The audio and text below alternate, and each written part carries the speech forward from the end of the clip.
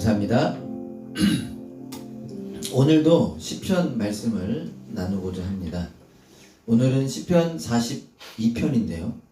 시편 42편은 여러분 혹시 성경책 가지고 계시면 성경을 꼭 지참해서 함께 펼치면 좋겠는데요. 여러분들이 가지고 계신 성경을 펼쳐보시면 구약성경 778페이지입니다. 시편 42편 위에 보면 아마 대부분의 성경은 이렇게 있습니다. 표제라고 하죠. 제목 위에 보면 제2권 이렇게 써 있고요. 괄호 열고 시편 42편부터 72편이라고 써 있습니다. 시편이 5권으로 나뉘어져 있습니다.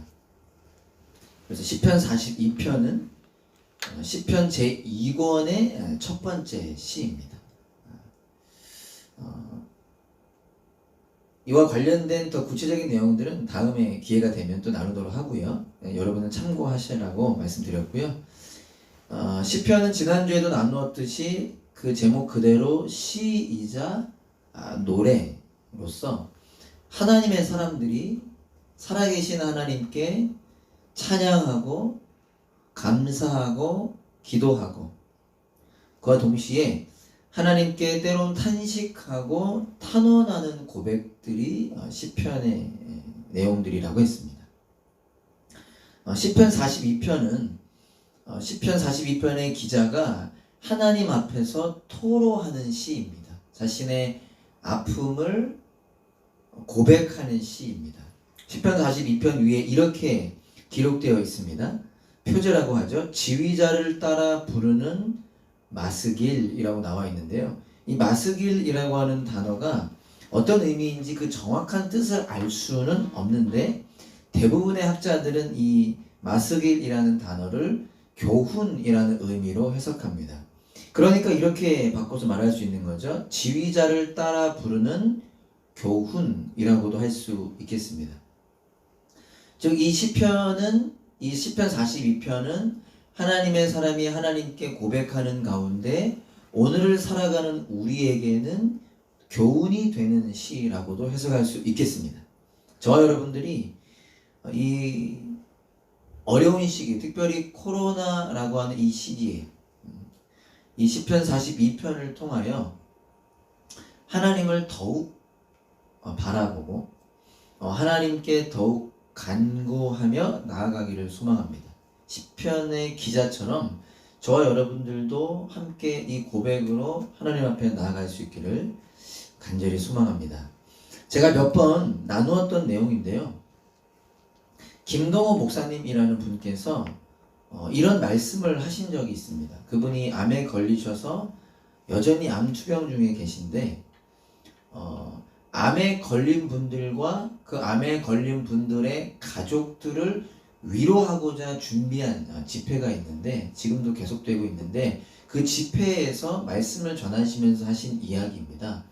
본인도 암에 걸린 사람으로서 대부분의 암 환우들과 그분의 가족들을 위해서 말씀을 전하면서 이런 얘기를 하셨어요. 암에 걸린 사람이 믿음으로 산다는 것의 의미는 무엇인가? 암에 걸린 사람이 믿음으로 살아간다는 것의 의미는 무엇인가 하면서 본인의 이야기죠. 이렇게 세 가지로 표현하셨습니다. 첫 번째, 원망하지 않는 것이 믿음이다. 원망하지 않는 것이 믿음이다. 그러면서 이런 말씀하셨어요. 이해는 되지 않지만 왜 내가 이러한 암에 걸렸는지 이해는 되지 않지만 그러나 알 수 있는 것 하나님은 나를 사랑하셔. 본인이 이렇게 표현하실 때 하나님은 나를 사랑하셔. 그러니까 원망하지 않는다는 거죠. 두 번째, 불안해하지 않는 것이 믿음이다. 역시 이렇게 말씀하셨어요. 이해는 되지 않지만 왜 내가 이런 암으로 고생하는지 이해는 되지 않지만 하나님은 여전히 살아계셔. 그러니까 불안해하지 않는다는 거죠. 마지막으로 세 번째, 아플 땐 아프더라도 혹 죽을 땐 죽더라도 끝까지 낙심하지 않고 포기하지 않는 것이다. 그것이 믿음으로 산다는 것이다 라고 말씀하셨습니다. 저는 그 아픔과 고통을 다 알지는 못하지만요. 그럼에도 불구하고 참 큰 도전이 되고 감동이 되는 이야기였는데 여러분도 이미 뭐 이해하시겠지만 이분의 말씀이 암에 걸린 것이 괜찮다라는 얘기가 아니에요. 암에 걸린 게 아무런 문제가 아니다라는 이야기가 아니었습니다. 그분도 말씀하시기를 참 많은 분들에게 존경을 받는 믿음의 선배이신데도 본인이 뭐라고 표현하셨냐면 왜 하필 나야? 라는 마음이 생겼다는 거예요. 암에 걸렸을 때 그리고 잘 회복되는 줄 알았지만 또 다른 것들이 재발됐을 때 왜 하필 나야? 라는 마음에 억울한 적이 있으셨다고 해요. 그리고 그분의 그 표현에 따르면 무엇을 반증합니까? 원망하는 마음이 생겼었고 불안해하는 마음이 생겼다는 거예요. 너무 아프고 힘들어서 이제는 그만하고 싶다, 포기하고 싶다라는 생각이 들은 적도 여러 번 있었다라고 이야기하십니다.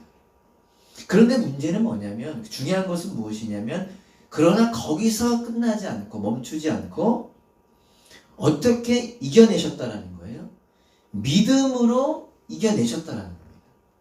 원망하는 마음, 불안하는 마음, 낙심하는 마음, 포기하고 싶은 마음이 있었지만 거기서 멈추지 않고 거기서 끝나지 않고 믿음으로 하나님을 바라본 것입니다. 하나님의 살아계심과 그 하나님의 사랑하심, 그 하나님의 함께 하신다고 하신 그 약속을 바라본 거죠. 그리고 그 은혜를 경험하신 거고요. 뿐만 아니라 다른 이들을 위로할 수 있는 은혜까지 누리게 되신 것입니다. 오늘 저와 여러분들이 함께 보는 이 시편 42편 누가 기록했는지 그 기자를 정확히 알 수는 없습니다. 다윗이었을 거라고 추측하기도 하고요. 또다시 42편 여러분 성경 위를 한번 보실까요? 위에 보시면 지휘자를 따라 부르는 마스길 뒤에 고라 자손의 노래라고 쓰여져 있잖아요. 이 고라 자손 성경 통독하신 분도 기억나십니까? 고라 출애굽한 이스라엘 백성들 가운데 모세와 아론에게 반기를 들었던 사람이 고라라는 사람이었어요. 그리고 그들의 후손들이 고라 자손인데요. 하나님께서 기뻐하시지 않으셔서 땅이 갈라지면서 그들을 삼켰습니다. 그러한 아픔을 겪었던 자들인데 감사하게 하나님의 은혜는 어디로 이어졌냐면 그 고라 자손들이 다윗 시대에 어떠한 역할을 하게 됩니까? 하나님을 예배하는 그 예루살렘 성전에서 문을 지키는 문지기나 하나님을 찬양하는 그 찬양 대원으로 섬기게 된 자들이 바로 이 고라 자손들이죠. 그 고라 자손 중에 한 사람이었을 것이다 라고 추측하기도 합니다. 누군지 정확히는 알 수 없지만 근데 우리가 알 수 있는 것은 무엇이냐? 이 시편 42편의 기자가 큰 어려움을 겪게 되었다는 거예요. 큰 어려움을 겪은 사람이었다는 것입니다. 어떤 어려움인지는 알 수 없어요. 정확하게 어떤 어려움인지는 언급되고 있지 않지만 그런데 이 시편 기자는 9절을 한번 다시 보면요. 성경 9절을 보시면 어찌하여 이 몸이 원수에게 짓눌려 슬픈 나날을 보내야만 합니까? 라고 고백하는 걸 보면 원수에게 공격 혹은 어려움을 겪고 있는 중입니다. 근데 뭐라고 표현하죠? 원수에게 짓눌렸다라고 표현하잖아요. 약간의 공격과 어려움이 아니라 원수로부터 아주 큰 어려움을 겪고 있는 중이고요. 4절과 6절을 보면 그냥 제가 한번 그래도 우리가 한번 보겠습니다. 4절에 보면 이러한 표현을 하죠. 기쁜 감사의 노랫소리와 축제의 함성과 함께 내가 무리들을 하나님의 집으로 인도하면서 그 장막으로 들어가곤 했던 일들을 지금 내가 기억하고 내 가슴이 미어지는구나. 이게 어떤 말이냐면 이 시편의 기자가 예전에 하나님의 집, 예루살렘 성전이라고 할 수 있겠죠. 그곳에서 수많은 무리들과 함께 하나님을 예배했던 것을 기억하는 장면이고요. 6절을 한번 보면 내 영혼이 너무 낙심하였지만 요단 땅과 헤르몬과 미살산에서 주님만을 그래도 생각할 뿐입니다. 근데 그 기자가 지금 현재는 어디에 있는 거예요? 요단 땅, 헤르몬, 정확히 알 수는 없지만 미살산. 그러니까 이게 다 어떤 공통점이 있냐면 예루살렘 성전이 아닌 다른 곳이라고 하는 의미가 있죠. 지금은 그곳에 있다라는 것입니다. 즉, 이 4절과 6절을 보면 지금 이 시편의 기자는 원수들로부터 짓눌림을 당하는 상황이고 동시에 누군가에게 쫓겨서 도망을 간 것인지 혹은 다른 나라의 포로로 끌려간 것인지 정확히 알 수는 없지만 본래 자신이 거주하던 곳을 가고 싶어도 갈 수 없는 그런 어려움 상황 가운데 있다라는 것을 우리가 알 수 있는 것입니다. 지금 그런 어려움 가운데 시편의 기자가 처해 있다라는 것이죠. 여러분들 혹 누군가로부터 괴롭힘 혹은 어떤 이유로 인한 어려움을 겪은 경험이 있으십니까? 지금 우리도 한국을 가고 싶어도 가지 못하잖아요. 그러한 것들을 좀 이렇게 빗대어 좀 생각하시면 조금이나마 이해가 도움이 되실 것 같아요. 근데 더 안타까운 것은 무엇이냐? 그런 어려움 속에서 이 시편 기자가 그 어려움도 힘든데 어떤 어려움이 있느냐? 하나님이 없는 것 같음을 느끼고 있다는 것입니다. 하나님이 없는 것 같음. 3절을 한번 보겠습니다. 사람들은 날이면 날마다 나를 보고 너의 하나님이 어디 있느냐 하고 비웃으니 밤낮으로 흘리는 눈물이 나의 음식이 되었구나. 사람들이 비웃고요. 그 비웃음 때문에 시편 기자는 밤낮으로 눈물을 흘리는데 뭐라고 표현하죠? 음식이 되었다. 음식이 되었다. 10절도 한번 볼까요? 10절 보면 원수들이 날마다 나를 보고 내 하나님이 어디에 있느냐 하고 빈정대니 그 조롱소리가 나의 뼈를 부수는구나. 여러분 가만히 보면요. 지금 사람들이 시편 기자에게 너 하나님 믿는다면서 근데 그 하나님 지금 어디 있냐? 라고 비웃고 있는데요. 그 사람들이 비웃는다라고 하는 비웃음이 문제가 아닙니다. 사람들은 비웃을 수 있어요. 지금도 세상은 우리를 비웃습니다. 하나님 믿는다고? 예수님 믿는다고? 어디 있는지 한번 증명해봐라. 하나님이 있다면 지금 코로나와 같은 상황이 도대체 왜 생기는 거냐라고 비웃을 수 있는데 그 비웃음이 문제가 아니에요. 내가 하나님이 느껴진다고 한다면 그럼에도 불구하고 내가 하나님을 확실히 느낄 수 있다고 한다면 어떤 비웃음도 상관이 없죠. 다윗이 하나님이 기뻐서 춤을 출 때 옷이 벗겨지고 사람들이 비웃었는데 그 비웃음 상관없었습니다. 왜요? 본인이 지금 하나님 믿어지고 느껴지고 고백하고 있으니까요. 근데 이제 문제는 뭐냐면 9절에서요 이렇게 표현합니다. 어찌하여 하나님께서는 나를 잊으셨습니까? 그러니까 시편 기자가 지금 하나님이 느껴지지 않는 거죠. 하나님을 느끼지 못하고 있는 겁니다. 그 어려움이 너무나 심각해서 그 어려움이 너무나 아파서 지금 그가 처하고 있는 상황과 현실이 사람들의 비웃음이 문제가 아니라 그 비웃음처럼 자신 스스로도 하나님이 느껴지지 않고 있는 겁니다. 흔히 우리가 하나님의 부재라고 표현하잖아요. 하나님께서 나를 잊으셨다고 생각하고 있는 겁니다. 분명히 하나님 살아계신데 그 살아계신 하나님이 나의 삶에는 살아계시지 않는 것 같은 느낌을 갖고 있는 거죠. 그래서 시편 기자는 그런 답답함 속에서 그런 혼란 속에서 그런 고통 속에서 괴로워하고 있는 거예요. 얼만큼요? 그가 흘리는 눈물이 음식이 된다라고 표현할 정도.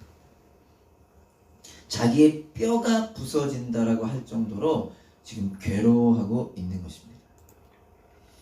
여러분, 우리의 삶에도 이러한 일들이 일어날 수 있습니다. 지금 우리가 비교적 괜찮게 혹 살고 있다 하더라도 우리에게도 이러한 일들이 일어날 수 있습니다. 어쩌면 지금도 이런 어려움과 아픔 속에 있는 지체들이 있을 수 있습니다. 제가 저희 교회 가운데 어려움이 있는 사람들이 있습니다. 관심 가져주세요 하면 감사하게도 많은 분들이 저에게 따로 연락이 오셔서 누가 그렇게 아파하냐라고 이렇게 물어보시는데요. 여러분, 제가 다 말할 수는 없지만 여러분들 함께 관심 가져주시고 기도해야 될 분들이 참 많습니다. 저희 교회 안에도 가족들이 암과 같은 질병으로 고통 가운데 있는 지체들이 생각보다 많습니다. 가족뿐만 아니라 본인 스스로도요, 본인 자신도 참 큰 아픔을 겪고 있는 자들이 많아요. 지금은 드러나지 않아도 저희 교회 제가 얘기했죠, 여러분. 불치병에 걸린 자들도 2명이나 있고요. 특히 코로나라고 하는 상황과 연관하여 몸도 지치고 마음도 무너지고 생각도 무너지고 그런 공황장애라는 표현도 있죠. 그러한 우울함 이런 것에 고통받는 자들도 많습니다. 또 자기의 의지 혹은 자기의 의도와는 상관없이 어려운 일을 겪는 참 해결하기 힘든 아픔을 겪고 있는 지체들이 저희 교회 가운데 많습니다. 오늘 이 시편 42편을 준비하면서 묵상하면서 여러 가지 자료들을 찾아보는 가운데 기도하는 가운데 또 저희 교회 가운데 있는 그러한 지체들 한 분 한 분이 생각나더라고요. 특별히 오늘 그런 한 분 한 분에게 하나님의 큰 위로하심과 또 하나님의 회복하심이 있기를 소망합니다. 여러분, 시편 42편의 특징이 있는데요. 그 특징 중에 하나가 뭐냐면 이걸 알고 다시 한번 읽으면 더 좋겠는데요. 이 시편은 하나님을 향한 토로로 끝이 난다는 거예요. 그러니까 우리 보통 영화 해피엔딩 뭐 이렇게 표현하잖아요. 이 42편은 이 어려움이 해결되는 것으로 끝나진 않습니다. 사람들의 비웃음이 사라지는 것으로 이 시편 기자가 오히려 그들을 앞에 당당하게 그들을 책망하는 것으로 끝나지 않고요. 여전히 그 어려움이 해결되지 않은 채로 여전히 그 어려움이 존재하는 채로 시가 마무리됩니다. 마지막 절이 10절인데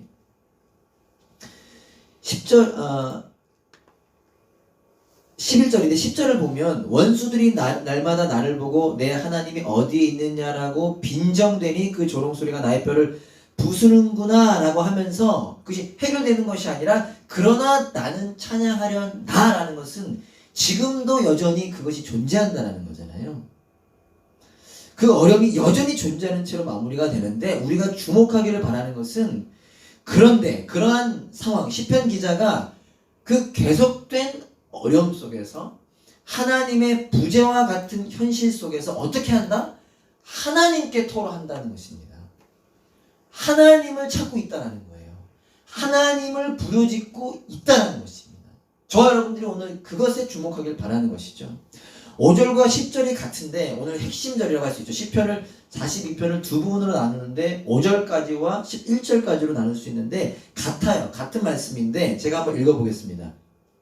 5절과 11절이 같은데 내 영혼아 내가 어찌하여 그렇게 낙심하며 어찌하여 그렇게 괴로워하느냐.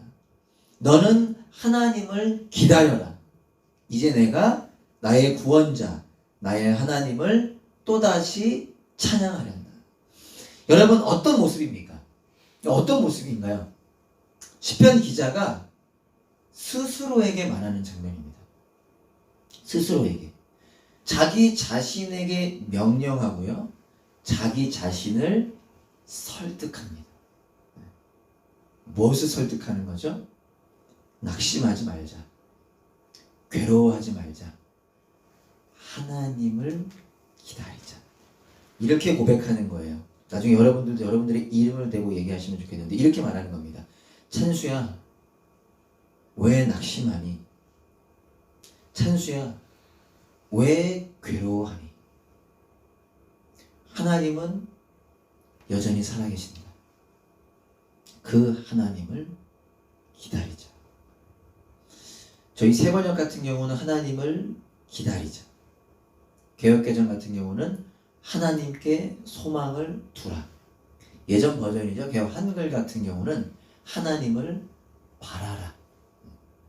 현대인의 성경 같은 경우는 너의 희망을 하나님께 두라.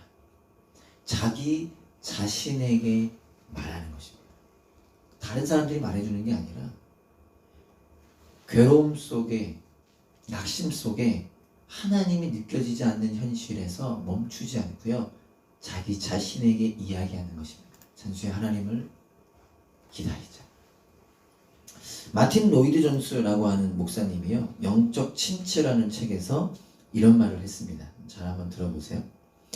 우리가 살면서 겪는 불행의 대부분은 우리가 자신에게 말하는 대신, 잘 들어보세요. 우리가 자신에게 말하는 대신 자신에게 귀 기울이기 때문에 일어난다. 어떤 의미인지 아세요?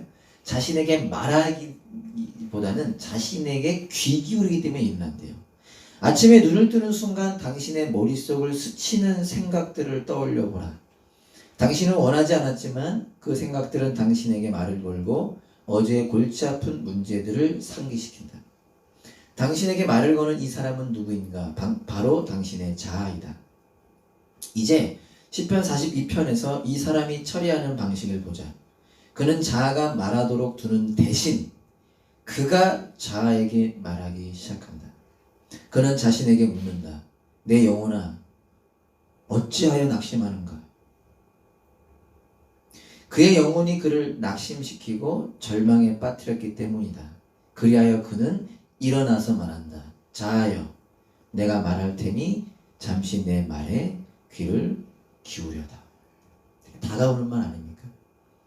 뭐라고 그리고 말하는 거죠? 하나님을 기다려라.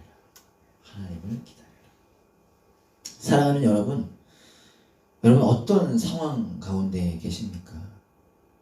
어떤 상황 가운데 있던지 간에 시편 기자처럼 우리도 우리 자신을 깨우는 사람이 되기를 소망합니다. 제가 현장 예배 드릴 때 주무시지 말라라고 얘기 가끔씩 하잖아요. 우리가 인간이 그렇게 연약합니다. 흔들어 깨워야 되는데 여기서 말하는 깨우는 건 그게 아니에요. 더 깊이 우리의 영혼을 흔들어 깨우는 사람이 되기를 소망합니다. 혹시나 세상으로부터 공격받고 있다면, 혹시 코로나로 인하여 어려움 가운데 있다면, 남들이 다 알 수 없는 이런저런 정말 큰 어려움 때문에 고통받고 하나님이 느껴지지 않는 현실이 있다면 여러분을 흔들어서 깨우는 사람이 되기를 소망합니다. 그리고 이를 위해서 우리 시편 기자로부터 오늘 두 가지의 모습을 배우기를 소망합니다. 사실 우리가 너무나 잘 알고 있고 우리에게 너무나 익숙하며 제가 너무나도 자주 반복하는 말이지만, 여러분, 이것이 하나님의 사랑이 담겨있는 진리 말씀인 것을 기억하면서 우리가 두 가지의 모습을 배우기를 소망합니다. 첫 번째 뭐냐? 시편 기자는 하나님을 기억했다라는 것입니다. 우리 한번 각자 있는 곳에 따라해 볼까요? 하나님을 기억하자. 하나님을 기억하자. 다시 한번 하나님을 기억하라. 하나님을 기억하라. 자신에게 선포하십시오. 하나님을 기억하라는 것입니다. 시편 기자는 어려움 속에서 그 어려움보다 더 큰 어려움, 하나님이 느껴지지 않는 상황 속에서 하나님을 remember, 하나님을 기억했습니다. 하나님을 기억했어요. 근데 구체적으로 무엇을 기억했는가? 하나님의 무엇을 기억했는가? 하나님의 은혜와 하나님의 주권을 기억했습니다. 하나님의 은혜와 하나님의 주권을 기억했습니다. 우리 5절을 한번 읽어보겠습니다. 5절 제가 밑에만 한번 읽어볼게요. 하나님을 기다려라 하면서 이렇게 선포하죠. 이제 내가 나의 구원자, 나의 하나님을 또 다시 찬양하련다. 내가 이제 찬양을 하겠다라는 거예요. 나의 구원자, 나의 하나님을. 그 얘기는 뭐죠? 지금까지 나는 찬양했었던 사람이라는 것입니다. Praise, worship. 하나님을 찬양했는데 어떤 하나님을 찬양했죠? 나의 하나님, 나의 구원자를 찬양하던 사람이었다는 것입니다. 지금 이 시편 기자가 그 어려움 속에, 하나님의 부재 속에 무엇을 기억하고 있는 거예요? 하나님의 구원, 하나님의 은혜를 기억하고 있는 것이죠.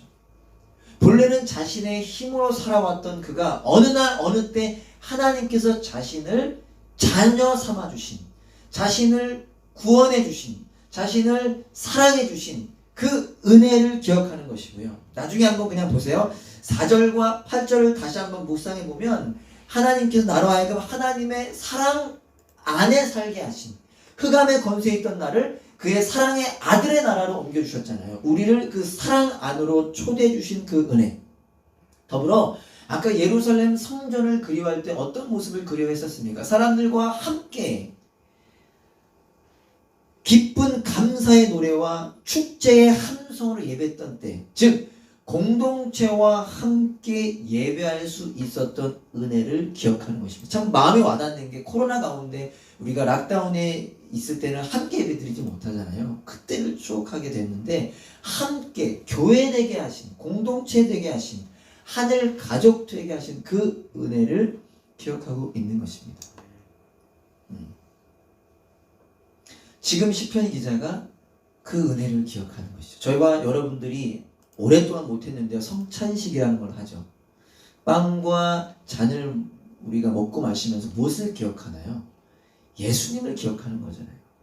정신없이 때론 바쁘게 시간에 쫓겨 내가 해야 될 일이 너무 많아 살던 우리들이 멈춰서 예수님의 그 십자가, 그 은혜를 기억하는 시간 아닙니까? 그리고 그것이 매일매일로 이어지도록 하는 것이 성찬식이잖아요. 시편 기자가 그렇게 하나님을, 그 은혜를 기억했다는 것이죠. 두 번째로는 주권을 기억했습니다. 7절을 한번 볼게요. 주님께서 일으키시는 저 큰 폭포 소리를 따라 기품은 기품을 부르며 주님께서 일으키시는 저 파도의 물결은 모두 한 덩이 되어 이 몸을 휩쓸고 지나갑니다. 사실 이 7절은 좀 어려운 구절입니다. 다양한 또 해석들이 있는 구절인데요. 그럼에도 불구하고 많은 학자들은 시편 기자가 이 7절에서 말하고 있는 큰 폭포와 저 파도는, 파도의 물결은 지금 그가 겪고 있는 그 고난을 의미한다고 해석합니다. 왜냐하면 성경 곳곳에 이 폭포와 파도라고 하는 것이 무엇을 상징하냐? 나의 인간의 힘으로는 어찌할 수 없는, 해결할 수 없는 고난을 빗대어 표현하는 것이라고 보기 때문에 그렇게 많이 해석을 합니다. 자, 여러분 잘 아시는 주품에라고 하는 찬양, 스틸이라고 하는 찬양, 그 찬양의 가사 중에 이런 고백이 있죠. 거친 파도 날 향해 와도, 보통 이 바다가 이 세상을 상징하기도 하거든요. 마찬가지로 지금 이 시편 기자가 자신에게 찾아오는 그 고난을 표현하는 것인데, 근데 그 고난을 뭐라고 표현했냐면 주님께서 일으키시는 폭포, 주님께서 일으키시는 파도라고 그가 고백하고 있어요. 그러니까 하나님께서 고난을 주셨다라는 의미가 아니라, 하나님이 지금 나에게 이렇게 고난 주신다는 의미가 아니라, 하나님은 어떤 하나님이라는 거예요? 모든 것을 아시고 모든 것을 다스리시는 분이라는 거예요. 즉 지금 시편 기자는 어려움 속에서도 무엇을 기억하는 거죠? 하나님의 주권을 기억하며 고백하고 있는 것입니다. 그러면서 그 가운데 8절에 보면 낮에는 주님께서 사랑을 베푸시고 밤에는 찬송으로 나를 채우시니, 그 하나님의 주권을 기억하면서 그 하나님이 나를 날마다 사랑 베푸시고 찬송하게 하셨던 하나님인 것을 다시 기억하면서 어디로 이어지는 거냐? 나는 다만 살아계시는 내 하나님께 기도합니다. 다 이해할 수 없지만 그럼에도 불구하고 하나님의 주권을 신뢰하면서, 그 주권을 신뢰하기 때문에 그는 기도하는 거죠. 아니요, 더 정확히 표현하면 그렇기 때문에 기도할 수 있는 것입니다. 힘들면, 너무 힘들면 기도하지 못하잖아요. 그러나 너무 힘들 때 하나님의 주권을 기억하면, 그 하나님의 신실하심을 기억하면 다시 기도할 수 있게 되는 것입니다. 저 여러분들이 이러한 은혜를 붙잡기를 소망합니다. 지금 우리가 시편 기자와 같은 어려움 가운데 있다 한다면 하나님의 은혜와 하나님의 주권을 기억합시다. 필요하다면 적으세요. 그냥 기도하다 보면 다른 데로 새고 뭐 여러 가지 방해들이 있잖아요. 한번 적어 보시면 좋겠습니다. 두 번째로 시편 기자는 하나님을 갈망했습니다. 우리 한번 각자의 초소에 따라해 볼까요? 하나님을 갈망했습니다. 하나님을 갈망하자. 한번 더 하나님을 갈망하자. 하나님을 갈망하자. 대입에게 한 번 더 하나님을 갈망하라. 하나님을 네, 갈망하자. 스스로에게 고백해서 하나님을 갈망하라. 오늘 시편 42편의 1절은 많은 이들에게 알려진 유명한 구절이죠. 사슴이 시냇물을 찾기에 갈급함 같이 내 영혼이 주를 찾기에 갈급합니다. 그런데 오늘 함께 읽은 새번역 버전이 우리에게 더 깊이 좀 생각나게 다가오게 이해되게 하는 것 같아요. 이렇게 표현하죠. 사슴이 시냇물 바닥에서 물을 찾아 헐떡이듯이. 보다 더 직접적이고 세부적이지 않습니까? 사슴이 시냇물 바닥에서 물을 찾아 헐떡이듯이. 여러분 이 장면이요.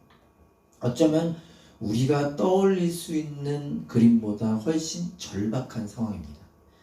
혹 여러분 구글이나 이런 데 쳐보시면요. 이 20편 40편 찾아보시면 많이 나오는 그림들이 제가 다 확인 못했지만 몇몇 그림들이 이런 그림이에요. 시내가 쫙 있고 햇빛이 비쳐서 반짝반짝하고 사슴이 거기서 물을 마십니다. 틀렸다고는 할 수 없어요. 왜냐하면 사슴 자체가 목이 마른다고 한다면 그것을 갈급하고 마시니까. 그런데 또 많은 우리가 사실 이 본문을 많이들 뭐라고 해석하냐면 지금 시냇물 바닥에서 물을 찾아 헐떡이는 거잖아요. 예전에 왜 우리 기영조 선생님께서 그런 얘기 해주셨던 것 같은데 이스라엘들 가면 이렇게 와디라고 해서 본래는 시내가 흐르다가 건기 때는요 언제 그 시내에 강이 있었냐는 식으로 확 맞죠 메마르는 때가 오는데 이 여기에 쓰여진 단어들을 대부분 학자들은 그때로 연결이 돼서 지금 어떤 상황이냐면 아마도 가뭄 중에 거의 말라버린 곳에서 사슴이 가늘게 흐르는 그 골짜기의 그 물줄기를 찾아서 그 조금 흐르는 그 물줄기의 물을 마시면서 헐떡이는 장면이라고 생각하는 겁니다. 그러면 훨씬 와닿죠. 지금 시편 기자가 처한 상황이 원수들로부터 짓눌리는 상황이고 그것이 계속됨으로 하나님이 느껴지지 않는 상황이잖아요. 그러니까 사슴이 완전 메마른 곳에서 간신히 찾은 그 졸졸졸 흐르는 물줄기에서 헐떡거리듯이 지금 그렇게 시편 기자가 하나님을 찾고 있다는 것인데 놀라운 것은 무엇이냐? 시편 기자가 문제 해결을 위해 하나님을 찾고 있는 것이 아니라는 겁니다. 이 어려움이 해결해 달라고 찾는 것이 아니라 하나님 자체를 찾고 있다는 것입니다. 2절이죠. 내 영혼이 하나님 곧 살아계신 하나님을 갈망하니. 문제가 해결되기를 바라고 있지 않습니다. 그것이 틀렸다는 건 아니죠. 그럴 필요가 있습니다. 문제 해결을 위해 기도해야 합니다. 함께 중보해야 됩니다. 그러나 그보다 더 깊은 은혜는 무엇이냐? 하나님 자체를 찾는 것. 살아계신 하나님 자체를 갈망하는 것. 그러면서 표현하죠. 내가 언제 하나님께로 나아가 그 얼굴을 배울 수 있을까? 사랑하는 여러분, 우리도 이렇게 하나님을 갈망하는 자가 되기를 소망합니다. 말씀을 준비하면서 걱정되는 부분이 있었습니다. 그게 뭐냐면 오늘 말씀이 어쩌면 현재 별 문제가 없는 분들에게는 다가오지 않는 말씀이 아닐까. 지금 그닥 문제가 없는 분들, 지금 괜찮은 분들에게는 별로 다가오지 않는 말씀이 아닐까. 그런데 여러분, 지금 하나님을 갈망하는 마음이 없다면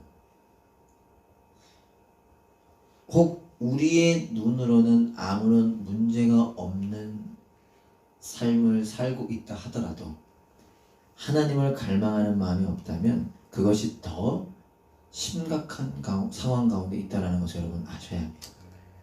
세상 사람들이 볼 때는 믿음이 없는 눈으로 볼 때는 괜찮아 보이는데 그 사람이 지금 하나님을 갈망하고 있지 않다면 그냥 살고 있다면 더 심각한 문제라는 것입니다. 성공과 부요함도 마찬가지입니다. 성공하는 것, 부유해지는 것 문제 아니죠. 잘못된 거 아니죠. 그러나 만약 그 성공과 부요가 여러분들을 주님을 갈망하지 않게 한다면 그것은 심각한 문제인 것을 알아야 합니다. 여러분들의 하루하루를 여러분 정말 철저하게 점검해 보십시오. 제들 하는 얘기죠. 다른 사람 점검하지 말고 본인을 한번 점검해 보십시오. 여러분 지난 한 주만 체크해 보세요. 지난 월요일부터 토요일까지 여러분 하나님을 얼마나 갈망하셨습니까? 하나님을 얼마나 찾으셨습니까? 하나님 앞에 얼마나 엎드리셨습니까? 형식적인 것 이야기하자라는 것 아닙니다. 아시죠? 정죄하자라는 것 아닙니다. 예수님께서 분명히 뭐라고 말씀하셨냐? 마음이 가난한 사람, 심령이 가난한 자가 복이 있다 하셨어요. 슬퍼하는 사람이 복이 있다고 하셨습니다. 이렇게 표현할 수 있을 것 같아요. 하나님을, 주님을 갈망하는 자들이 복이 있다고 했습니다. 왜? 그분이 모든 것이니까요. 우리의 삶을 한번 돌아보고 우리가 어떠한 이유에 서 있는지 간에 하나님을 갈망하지 않고 있다면 여러분 멈춰야 할 때입니다. 그 여러분들의 그 모든 것들 오해하지 마십시오. 여러분들이 중요하게 생각하는 그 모든 것들 가운데 하나님을 향한 갈망함이 없다면 멈추시고 점검하시고 저와 여러분들이 이 시편 42편을 통하여 하나님을 갈망하는 자들 되기를 소망합니다. 하나님을 기억하는 자들이 되기를 간절히 소망합니다. 말씀을 마치겠습니다. 여러분 한번 각자 있는 곳에서 따라해 보면 좋겠습니다. 각자 이름을 넣어가면서 저 같으면 찬수야 하나님을 기다려라 이렇게 할 텐데요. 다 같이 한번 자기 이름을 넣어서 다 같이 한번 선포해 봅시다. 시작. 찬수야 하나님을 기다려라. 다시 한번 더 시작. 찬수야 하나님을 기다려라. 저와 여러분들 우리 모두가 오늘부터 하나님을 기억하고 하나님을 갈망하는 언제 어디서나 모든 순간 우리 스스로를 깨워 하나님을 기다리는 그러한 삶을 사는 저와 여러분 되시기를 간절히 소망합니다.